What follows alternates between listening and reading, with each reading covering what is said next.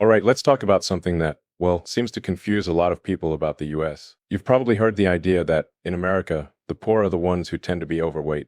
I mean, yeah, it's kind of true. And, when you really dig into it, it's fascinating and honestly a bit sad. So, let's break this down and see what's really going on here. First off, you've likely noticed there are a lot of overweight people. And I'm not just talking about a little weight gain here. I mean people who are like seriously overweight. And here's the kicker. Most of them are low-income folks. Yup, being poor often means being overweight. So here's the thing.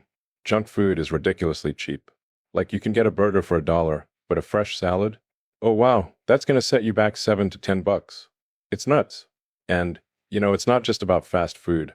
The grocery stores, especially in low-income areas, are often stocked with processed foods because they're cheap and easy to store. These foods are loaded with sugar, unhealthy fats, and basically nothing good for your body.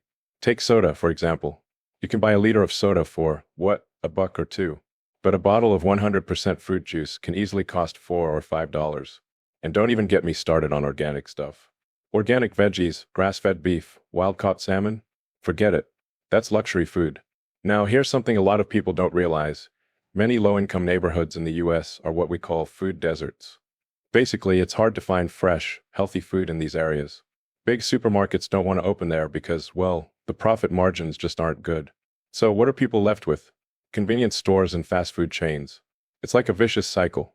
The lack of healthy options just pushes people to eat more junk. Oh, and let's not forget about time. A lot of these low-income folks are working 2 or 3 jobs just to make ends meet. I mean, can you imagine working 12, 14 hours a day and then coming home to cook a healthy meal? Yeah, not happening. So what do? Grab something quick, like a drive-through burger or some instant noodles. It's fast, cheap, and fills you up, but at a cost. And gee, the stress? The pressure to pay bills, keep a roof over your head, take care of kids, it's overwhelming. Stress eating, you've heard of that, right? It's real, and it's a big part of the problem. Now, some people might say, hey, if they're overweight, why don't they just exercise? Well, let me tell you, it's not that simple. Gym memberships are expensive. And even if they weren't, who's got time to hit the gym when you're juggling multiple jobs? Plus, in some neighborhoods, it's not even safe to go for a walk outside, especially at night. So yeah, exercise isn't as easy as it sounds. And the worst part, being overweight brings a ton of health problems, diabetes, heart disease, joint issues, you name it. But here's the kicker. A lot of these low-income folks don't have good health insurance. In fact, many of them don't have any health insurance at all. So even if they want to get healthy, they can't afford the doctor visits, the medications, or the treatments they'd need. Okay, so some people might wonder, why don't they just grow their own veggies? I mean, you've seen those American homes with big lawns, right? Well, here's the reality. Most low-income people don't own homes. They're renting apartments. And in a lot of cases, landlords don't allow tenants to plant gardens. Even if they do have a small yard, growing your own food is harder than it looks. You've got to deal with pests, fertilizing, watering, and in some areas, like collecting rainwater is actually illegal.